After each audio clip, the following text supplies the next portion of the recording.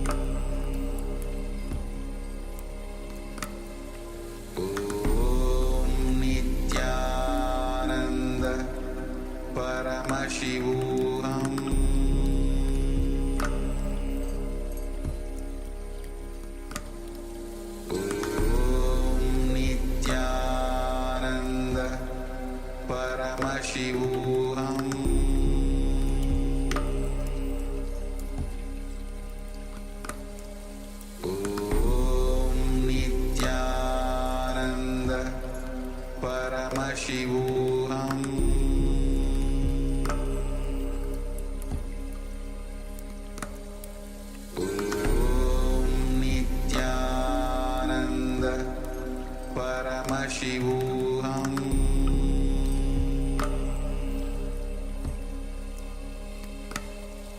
Om Nithyananda Paramashivoham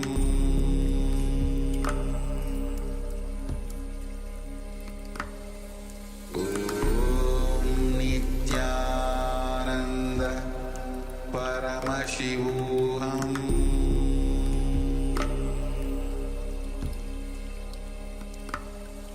Om Nithyananda Paramashivoham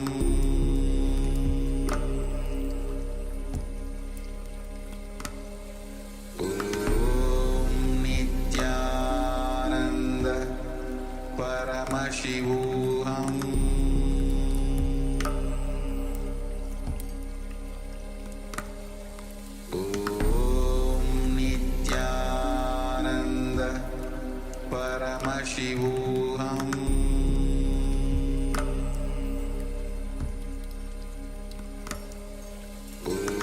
Om Nithyananda Paramashivoham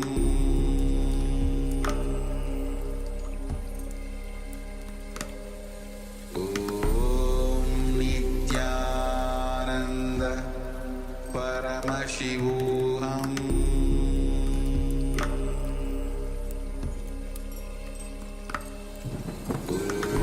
Om Nithyananda Paramashivoham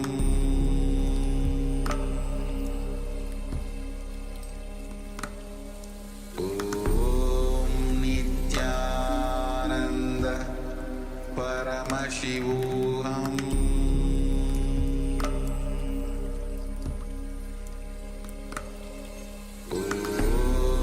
Nithyananda Paramashivoham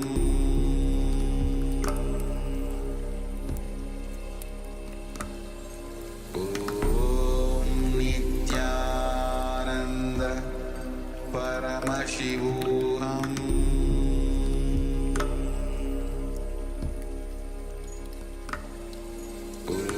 Om Nithyananda Paramashivoham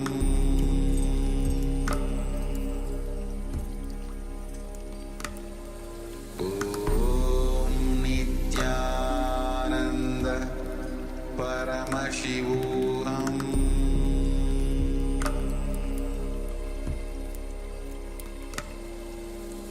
Om Nithyananda Paramashivoham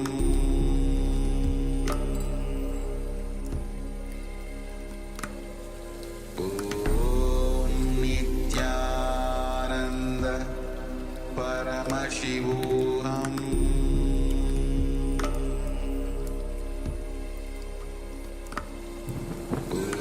Om Nithyananda Paramashivoham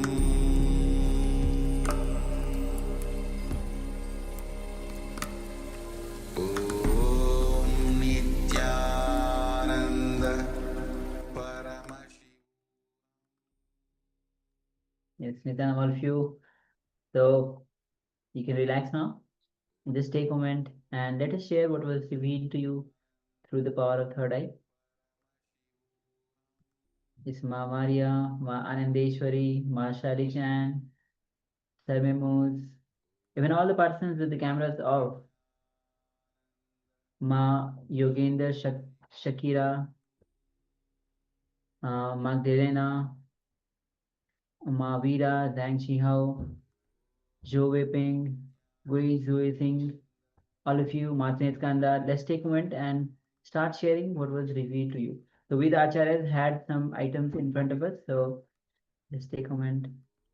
So Ma Anandeshwari, Ma Madeline, Ma Maria shared. So Ma Anandeshwari is mentioning golden plate, Rudraksha chain, deity and Ganesha. Thank you, Ma, for sharing. Thank you, Ma, for sharing. And Ma Magdalena shares a mug, tissue, some pills, medicine. Yes, thank you for sharing. Ma Maria shares kavi, which the sannyasi wear, and the yellow sand. Thank you for sharing. Okay, so let's reveal items one by one. So this is a small size pen, as you can see, small size pen. It's one of the items I had. Another item is a tripod, small stand tripod.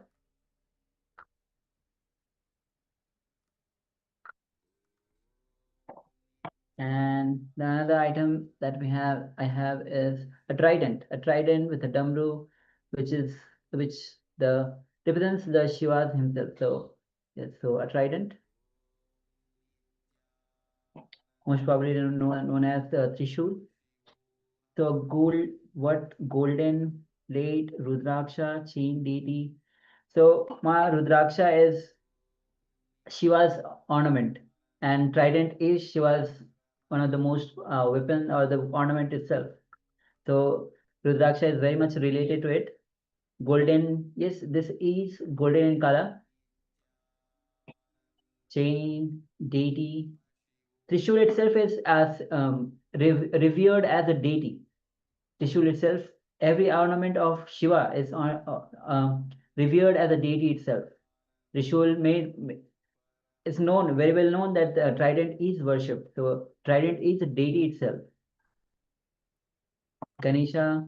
So Ganesha is associated with Shiva himself. He's of course, he's the one of the son of Shiva himself. So yes, we are on spawn as everything whatever I shared is correct now. Thank you for sharing. And also we have one notebook with the USK emblem, which has Paramashiva on it. So as you can see, deity, Paramashiva deity is also there. Yes. Then Ma Magdalene shares a mug, tissue, some pills, some medicine. Yes, we have, as you can see, it's a eye drop. It's a Siddha medicine, Siddha eye drops, which one of the Siddha that Swamiji himself has recommended. So yes, Magdalena medicine samples. So it's an eye drop, it's a medicine. So yes, thank you Ma for sharing and manifesting. Ma Maria Kavi, which the sannyasis wear on, and the yellow sun. So we are wearing kavi. We are wearing the kavi cloth. And yes, thank you for sharing, ma. Yellow sun. Okay, thank you. Actually, yes, if you just look at Swamiji's behind, there's a glow, the yellow glow.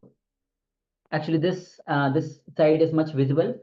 If you can see here, the side, the glow behind Swamiji is very much kind of sun. So yes, thank you, ma, for sharing. And also Ma Magdalene saw tissue, but we don't see the tissue as such, but paper is there definitely. We have a lot of paper. It's a notebook. Notebook with the papers. Medicines are there.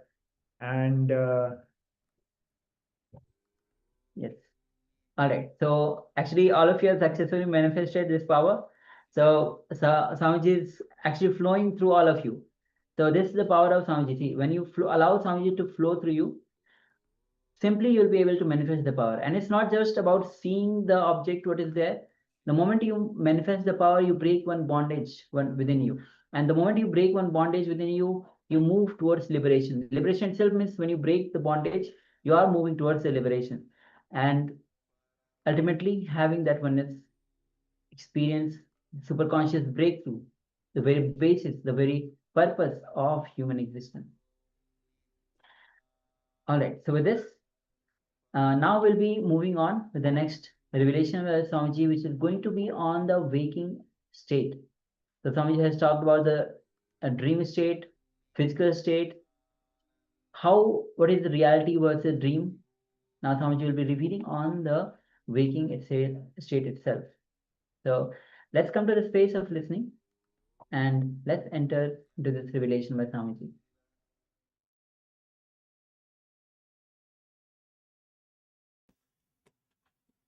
First, we are going to work on the waking state, physical body. Physical body means the body which you are having now, with the body with which you are sitting here. Jakrat Sarira. What we can achieve understanding about this body? What is actually we need to do on this body? According to me, there is only one thing. When the shoe fits, leg is forgotten. When the belt fits, belly is forgotten. When the chain fits, neck is forgotten. You forget the neck if the chain fits. When the belt fits, you forget the belly.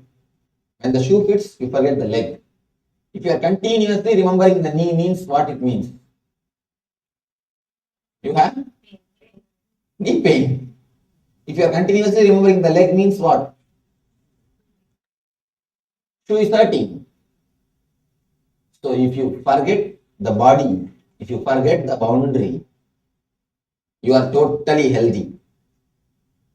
If you are continuously remembering your boundary, if you are continuously remembering some part of your body, you are in trouble. A real healthy man, a real healthy person is such, he will totally forget the very existence of his body. He will be in continuously such a deep bliss. He will not have the boundary consciousness continuously. It is not that he will be insensitive. No. Understand, insensitivity is not what I am speaking. You see, for example, you have a knee pain, you take a painkiller. It's not the pain gets healed. What happens? You become insensitive to the pain. And the knee pain will come as a stomach pain. Stomach pain will come as a headache. Just the disease gets transferred. By allopathy medicine, that is what happens actually. You take a strong painkillers, not all allopathy medicine, strong painkillers. What happens? It gets just transferred. At the transferring period, you think you got cured. You got cured. Anyhow, it just transfers the disease from here to there, here to there. If you take some painkiller, you become insensitive. But being insensitive is not what you are supposed to achieve. No. Utter sensitivity, but nothing hurts. You will be totally sensitive, but nothing will hurt you. That is what I call boundarylessness. Not feeling your boundary. The moment you feel your boundary, especially if you feel your boundary in the stomach navel region, you will have continuous depression. The people who are depressed and worrying, you can see they will always feel their boundary in the navel region. They will always remember the navel region. The main thing. They will have some stress, some tightness in that region, you can see. Always there will be a tightness. There will be a stress in the navel area. Important thing about this physical pain, which I have seen in my life. This incident I myself have seen. Maybe I would have explained to you, but once more I want to explain. There are so many new people. Just raise your hands if you have not done any course with me, ASP or SSP, NSP, first time. Raise your hands fully. Oh, still no program you have done. You have not done any program. Just raise your hands fully. Just let them count. What's the number? Oh, all right. Then I will have to tell this incident. I was living with a group of tribals in a tribal village in Madhya Pradesh. One day suddenly I saw in the center of the village they made a small hut. One pregnant lady, she came inside the hut. In half an hour she came out with baby. no attendant, no assistant, no medicine, no pain, no shouting, nothing. Just she came in half an hour, she walked out with the baby, laughing, smiling. I was just shocked. Actually, I was staying in a temple. Just near their temple only, they made this hut and this happened. How to ask? I just kept quiet. After a few days, after a week, again they made a hut. Same way. Again, one more lady came. She went inside the hut. Nobody was there. Because I was sitting in the temple, I'm seeing. She came inside. After half an hour, she came out with a baby. No pain, no assistant, no medicine, no shouting, nothing. I was just shocked. How can this happen? Then I asked one priest, who was the temple priest, I asked him. He comes once in a while and says hi to the god and goes. That's not a big temple, small, 3-4 stones kept there. I asked him, how this happened? He told me, pain. What is pain? First of all, he never understood the concept pain, especially delivery pain. Then he asked, why there should be pain? Till the end, he was not even able to understand why should there be pain at all. Then slowly talking to them, I understood. The very idea there will be pain never exists with them. Because the idea is not there, pain is not there. Actually, only after this, I designed the program, Painless Delivery. There's a program for painless delivery. Of course, successfully we have executed, and so many Nityas and Anandas have taken birth with this meditation or healing or whatever you will call it. After that only I started thinking that language of painless delivery. Of course, now I'm trying to bring it out as a program itself, as a course itself. Let us see. As of now, I will do whatever has to be done. I wanted to bring it out as a program. Understand an important thing.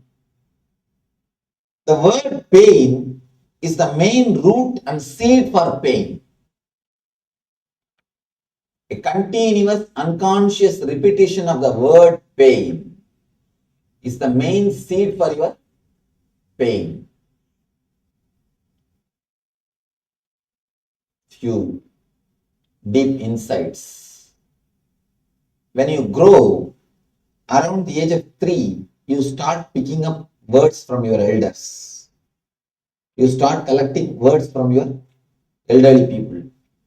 So whatever they talk, I'm stressed out, I'm tired, I have a headache, enough.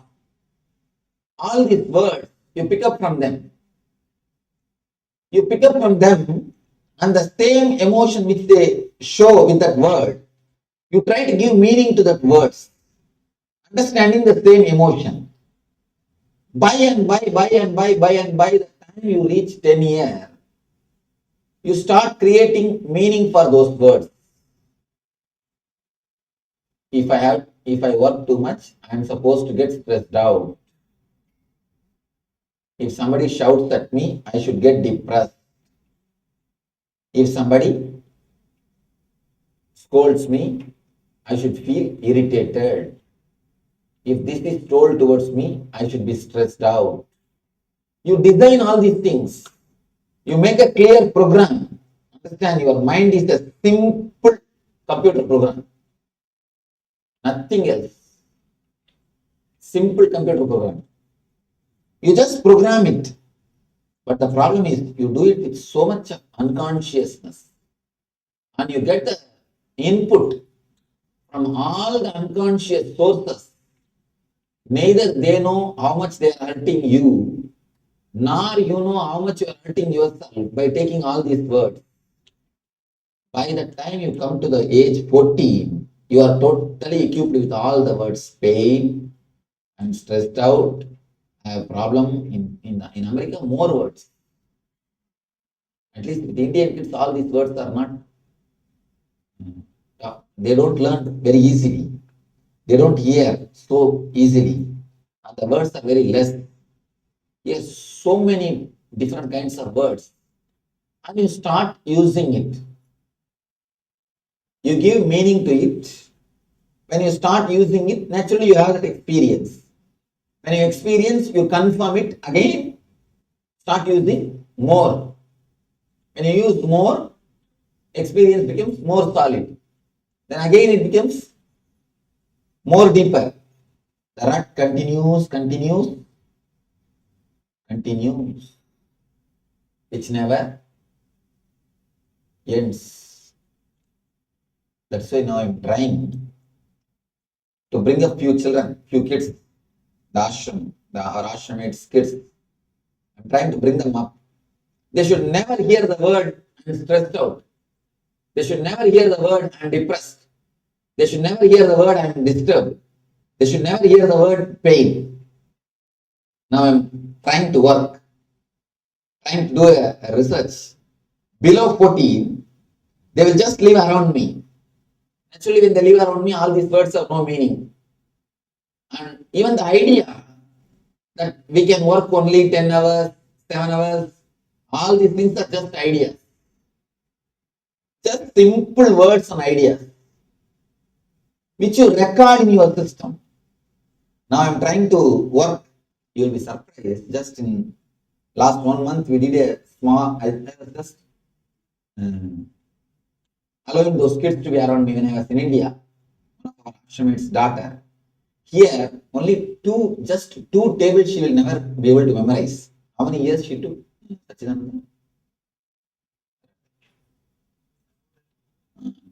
They said that just to memorize 2 tables, she was taking so much of time. But in 20-25 days, she finished 9 tables. She just finished 9 tables.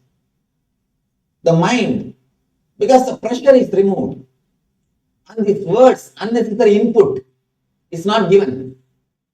She says, Swamiji, I won't go to the school. I said, don't go, don't worry, don't bother. If your mom means, what she would have done? No, you have to go. And so much of things, so many other things. And when she comes and says, Swamiji, I don't want to go to school. Don't worry, go and play with my swans. Inside my room, there are my pet animals. My swans are there. Go and play with them. And nobody can go into my quarters to take her to school. And she told, no, they will put me in the bus. I said, no, just go inside my room, my quarters. They can't come there. Nobody can come there. And she is given so much of freedom, so much of mental relaxation. Actually, when you don't create words around them, the tremendous intelligence expresses. Of course, it is a very simple experiment. Still, I have not finished my experiment totally. I'm just trying with the simple things. Trying not to give these words, because in the ashram, the words never exist. I am depressed, I can't work, time is up, I am stressed out. These words have no meaning. These words can't exist at all, because morning 4:30 they have to get up, on night 2 o'clock they can go to bed. People who have come and stayed in the ashram, they know the routine. This is the usual thing. This is not the 1 or 2 days. That's the usual thing. That is the way they live. And when the question disappears, you will be surprised. The kids also start living the same way. They don't get tired. Their eyes don't get red. Here, if you don't let them sleep for 1 day, what happens? Tell me what happens. Next day, you will see the hangover in them. They are ill. They are sick. They are not eating properly. Their eyes are red.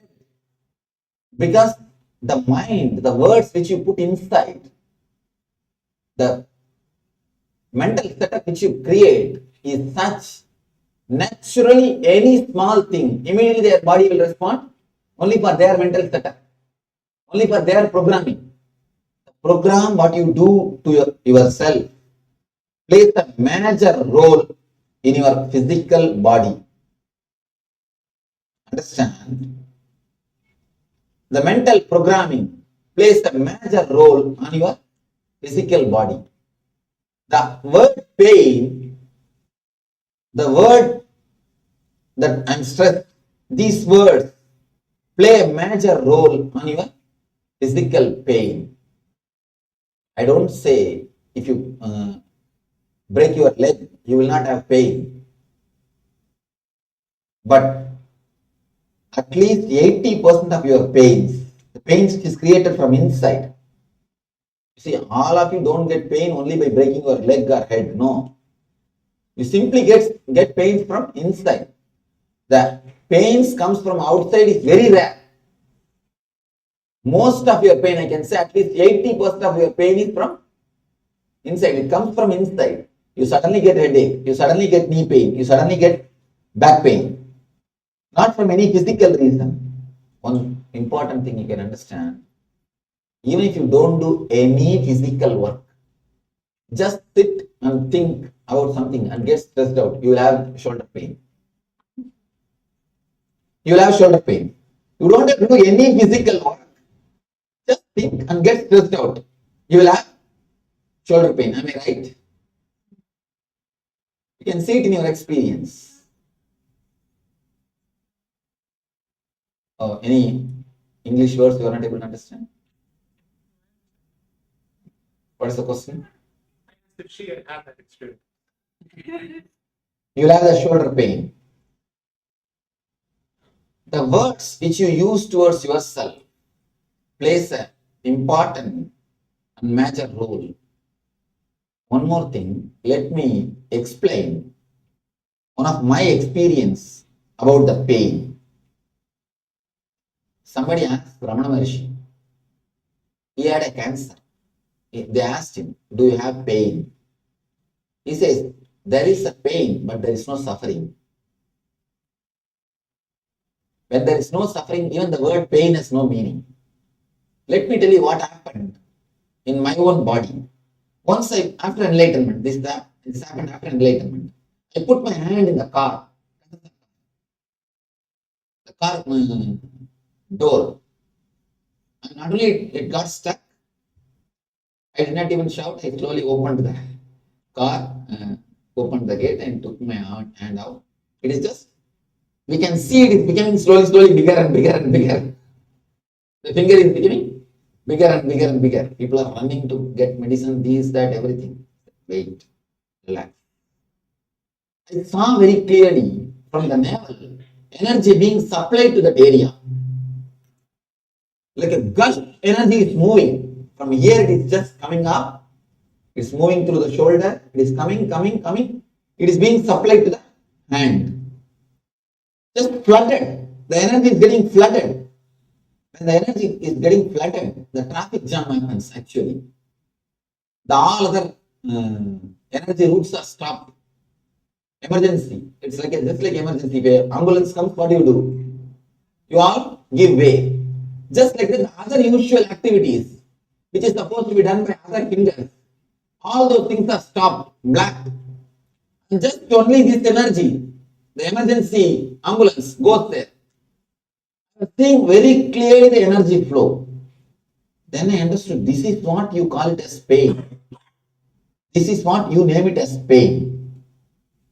The re-equipping process or regaining process, the process which happens inside your body to heal, to get well, that is what you call it as a pain. When something new happens, you have no other name, you just rubber stamp it as a pain. You never see that, what is happening. You don't have so much of patience or awareness to see what it is, what is happening. You never see what it is. That is the reason you call it as a pain. You call the whole thing as a pain. And one more thing I experienced that time. I just allowed the whole thing to get settled. I never named it as a pain. Within half an hour, it became all right. I just removed the nail and threw it away. In few days, the nail came back. Everything is all right. Totally in 10 days, it became completely normal.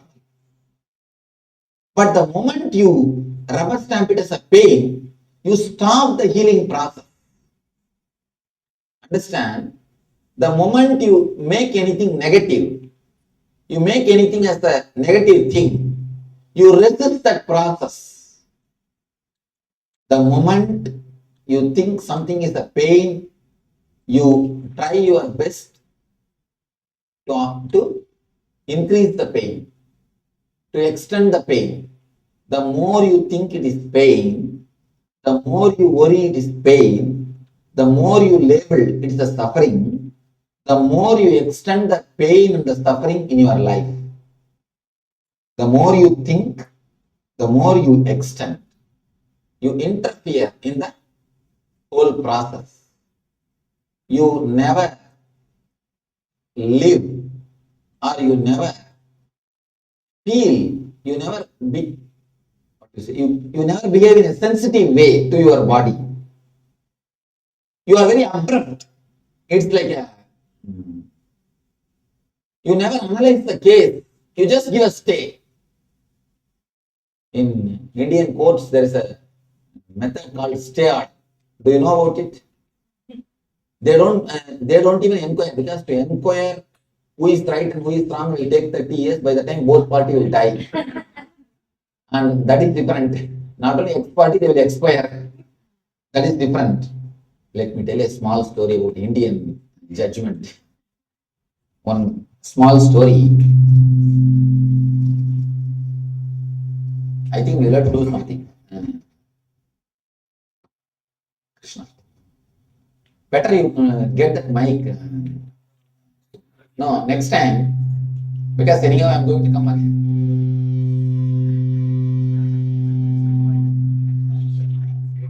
No, next time. No, better. That gives me more comfort. And one more thing. Unless I hear the sound, I don't feel satisfied. I'm speaking loudly. It is.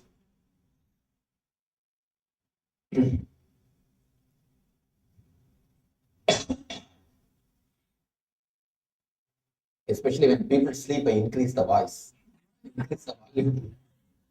So for that, and only this mic helps me. How much I increase and how much how much play I can do only with this mic. I'll be aware that how much I increase and how much I.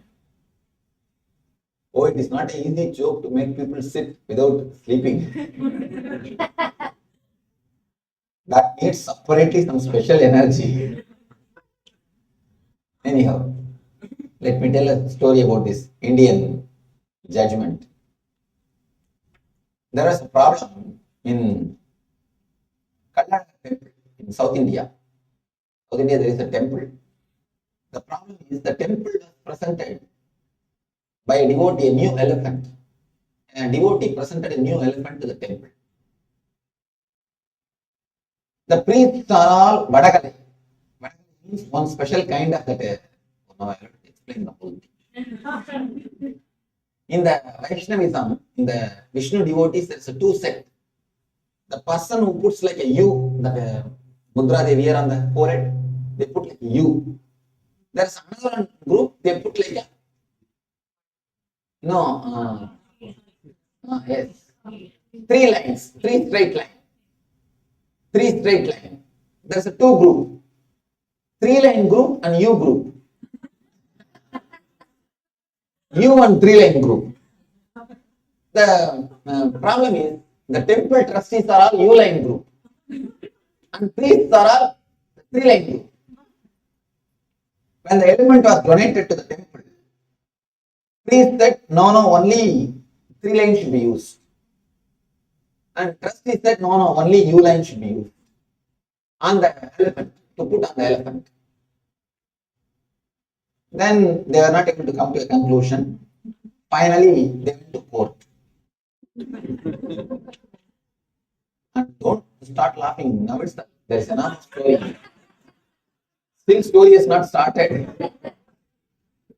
First court gives the judgment. Priests are the people who are going to decorate the elephant. So it should be 3 lines. Priest. Second court said, they went to the higher court. No, trustees are the people who are going to maintain. So trustee, you line only. The third court, little intelligent. No, God himself is wearing only the trustees design, the trustees model. So, so now only the trustees model should be. So they decided what trustees are using, that should be put on the. By the time this third judgment came, elephant died. Actually, it took some 50 years. Elephant died. And no, don't think the now story has ended.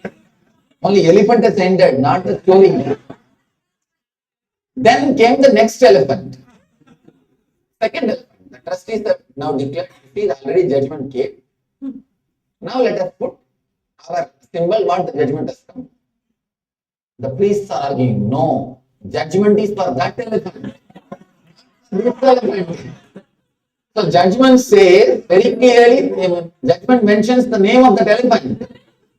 So not for this elephant. Let us go for again to the court. And who suffers in between? God. No, poor God.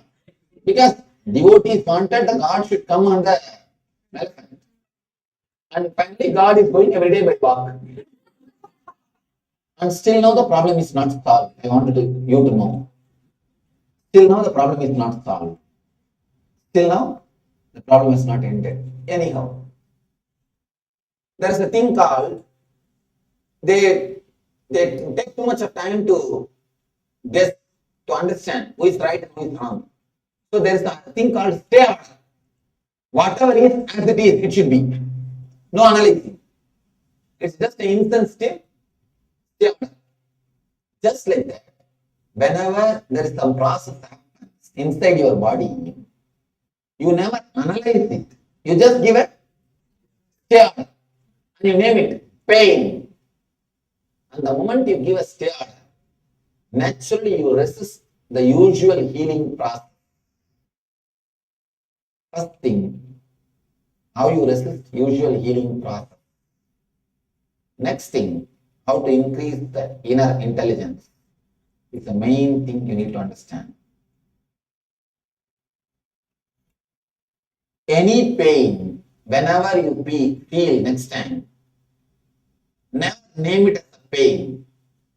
Just undergo that experience. If it's a headache, lie down, put a cloth on the head. Some color cloth, black or red or some color cloth. Put the cloth on the head. Touch in that cloth where the pain is. Put the cloth and start searching in the whole area where the pain is. Why I am asking you to put the cloth, so that you